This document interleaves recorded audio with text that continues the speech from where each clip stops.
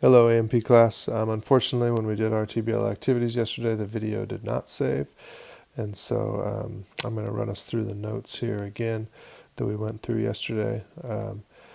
And I will just, the annotations are still there that I wrote on the slides yesterday. So I'm just going to kind of verbally walk us through those. And please reach out to me if you have questions.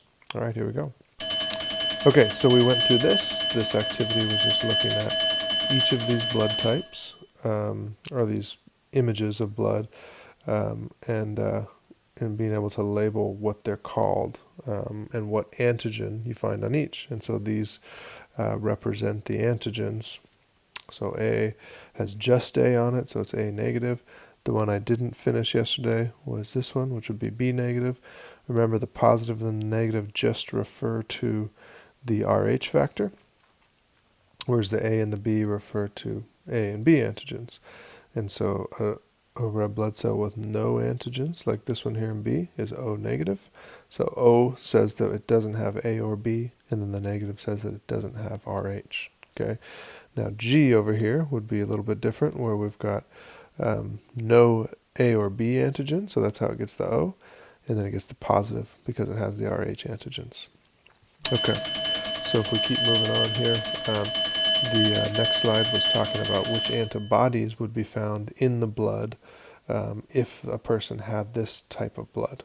Okay, so the way to think about this is we want to assume that somebody has the antibody of any of the antigens that they don't have in their blood. Okay, so for example, this one here, B, which is O negative blood, doesn't have any antigens. So we're going to assume that it has all three types of antibodies, which would be anti-A, anti-B, and anti-Rh. Okay, the exact opposite of that is our AB positive blood, which is this one down here in E. It doesn't have any antibodies because it has all of the antigens. Okay, and then we have every combination in between. We can look at D over here. D would be AB positive blood. Or sorry, AB negative blood, because there's no Rh there. So AB negative, so the only antibody it would have would be the anti-Rh. Okay, and there is some stuff in there about we may not produce those anti-Rh antibodies spontaneously unless we interact with Rh positive blood, but we don't want to assume that that's the case. They may have interacted with the blood and we just don't know, and so the antibodies might be there, so there's no reason to take that risk with blood transfusions. Okay, this one down here is O positive blood, so it does have the Rh, but it doesn't have A or B, so it would have anti-A and anti-B antibodies. Okay. All right, moving on. So this is a key slide here to understand. Question 1 says, which components of the donor's blood below are actually transferred to the recipient in the standard blood transfusion? That is G only. It's just the red blood cells. Okay. So when we're thinking about the donor's blood, when we're thinking about if a match works or not, with the donor's blood, we're only worried about the antigens on the red blood cells. Okay, we don't care about what antibodies the donor has.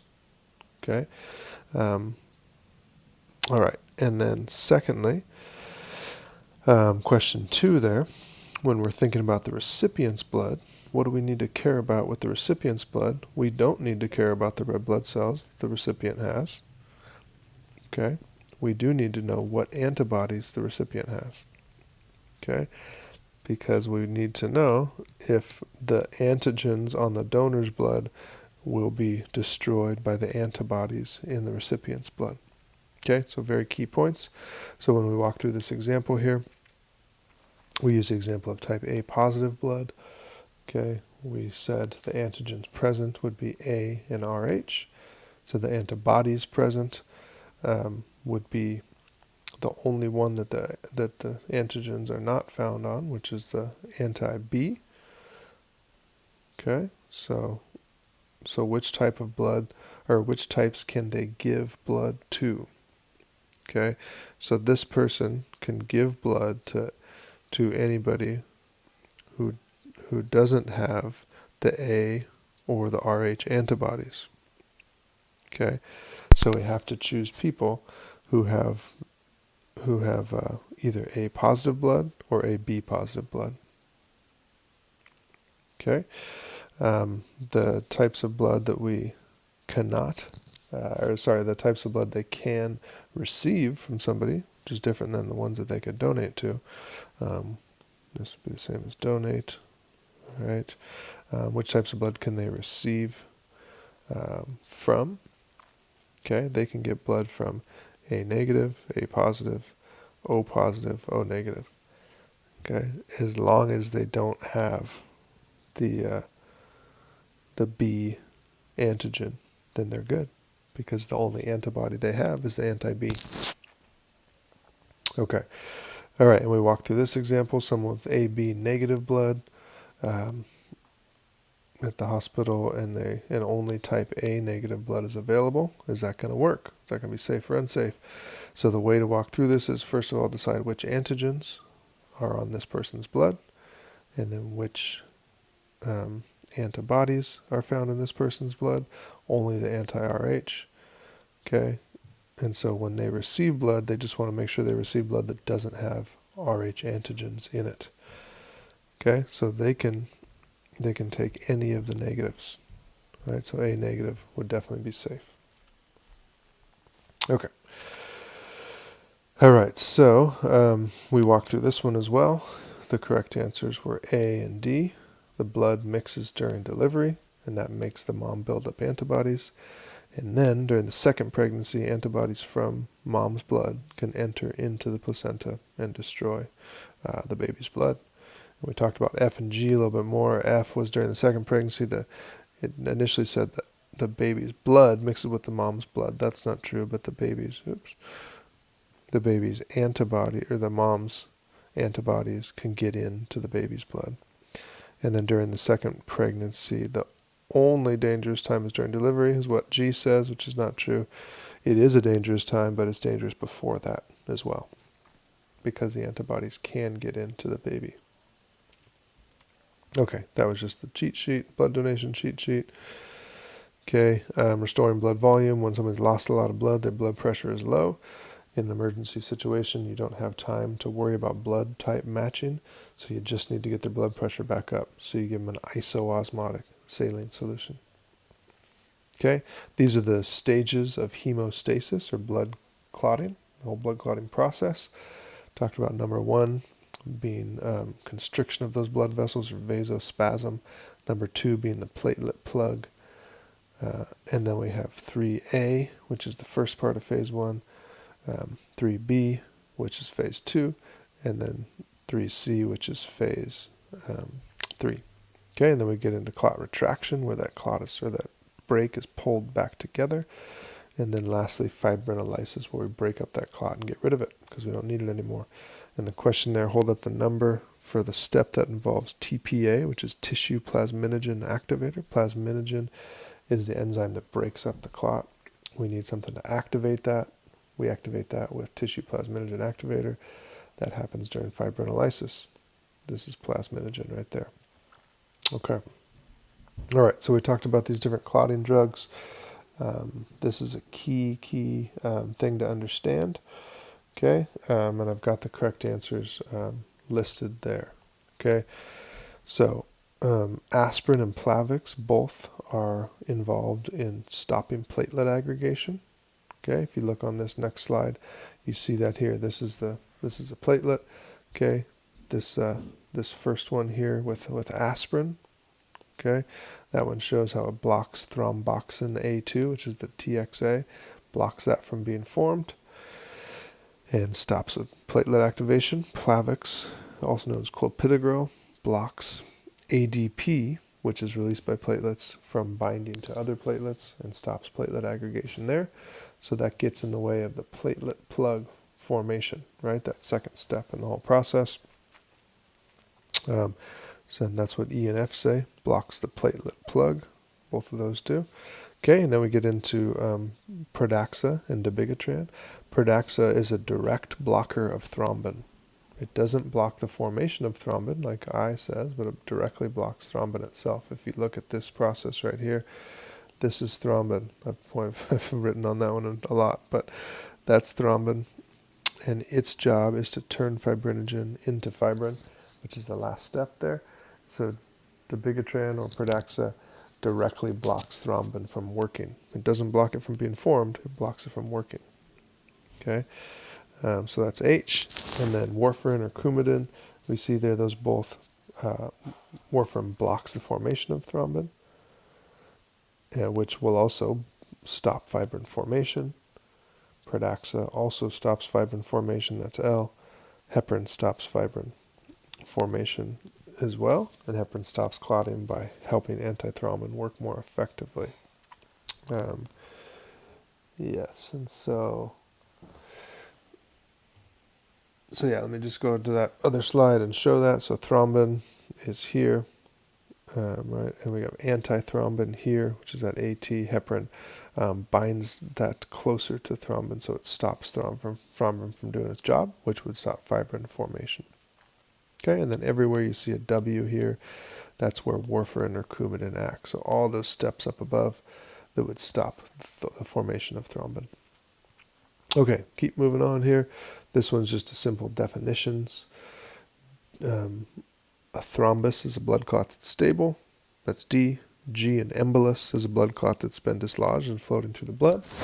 And then an embolism, A, is a blood clot that floated through the bloodstream and has now become lodged in a smaller blood vessel.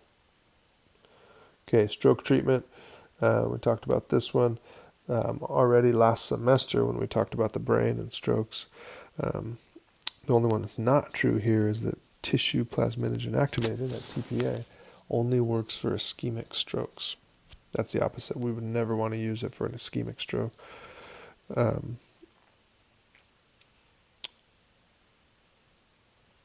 Yeah, hold on. Is that right? Yeah, so choose the answer that is not true in regards to why it is so important to conduct a CT scan of the brain before tissue plasminogen activator is administered. Okay, so number one, treatment is very different for ischemic and hemorrhagic strokes. That is true, okay, for sure. Tissue plasminogen activator will only work for hemorrhagic strokes. Okay, so that one is not true. Yeah, I told you guys the wrong answer yesterday. Yeah, this one is definitely not true. It's B.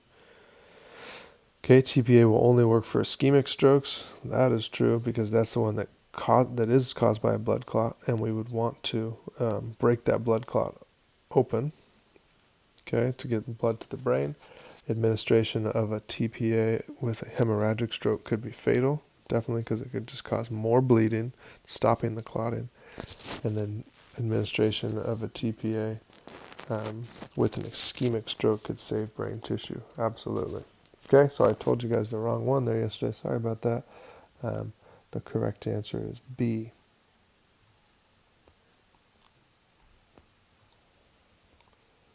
Just make note of that so I don't mess that up again. All right, B is the one that's not true on there.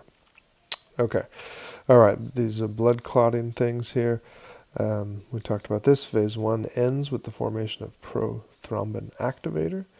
Phase 2 ends with the formation of thrombin. That's C. D is in phase 2, prothrombin is turned into thrombin. In G, in phase 2, prothrombin activator is the key enzyme. And then in phase 3, the key enzyme is thrombin, which turns fibrinogen into fibrin. And fibrin really is the clot. Okay, this one we walked through together, prothrombin. We're deciding whether each of these was a plasma protein, which would be just kind of an inactive form of a protein, or is it an active enzyme? Okay, and so when we look at this, we see prothrombin there is the first one. Prothrombin is a plasma protein. Okay. Yeah, and so the question, I can fill this other part in, if plasma protein, what phase and what does it turn into? So prothrombin is in phase 1. and it turns into prothrombin. Sorry, it's in phase 2. Excuse me. Prothrombin's in phase 2, and it gets converted into thrombin. Okay, prothrombin activator is found in, well, it gets formed in phase 1. Formed in 1, and so then that is going to drive the formation of turning prothrombin into thrombin. All right, so prothrombin activator, the reaction that it does is prothrombin into thrombin.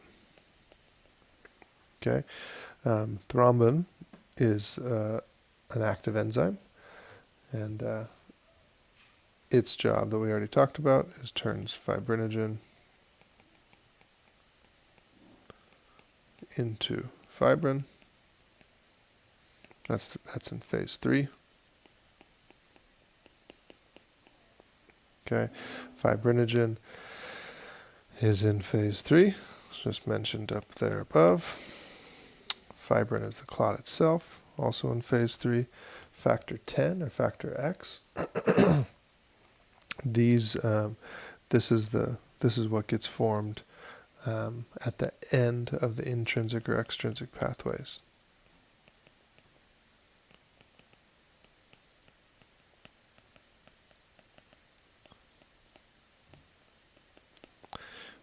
And that's in phase 1.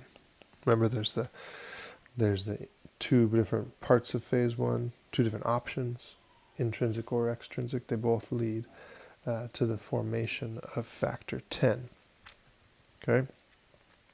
And then factor 10 combines with, so the intrinsic or extrinsic pathways lead to factor 10, and then factor 10 gets turned into factor 10A, and that one leads to the formation of prothrombin activator. Okay, so its job is to form prothrombin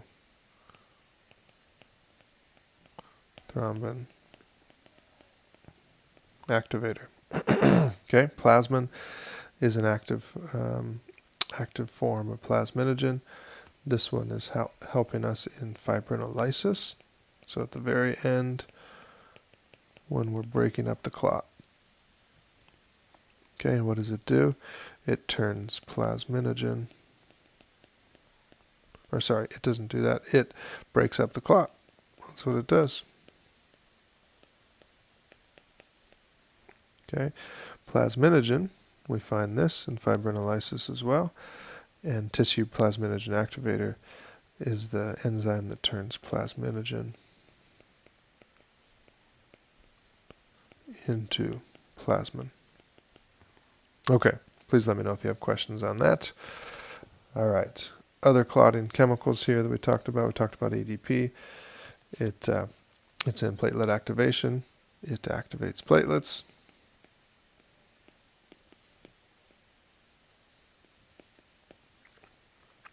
Nitric oxide is an anticoagulant, so it stops clotting when we don't need clotting to happen. Thromboxane A2 is also a platelet activator, so it does the same thing as ADP. Heparin is in phase 3. Right? Heparin is we find it there with those drugs as well. That was the same one as that we talked about, that binds to antithrombin, right?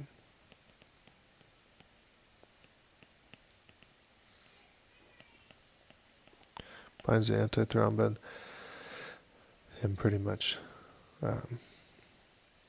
keeps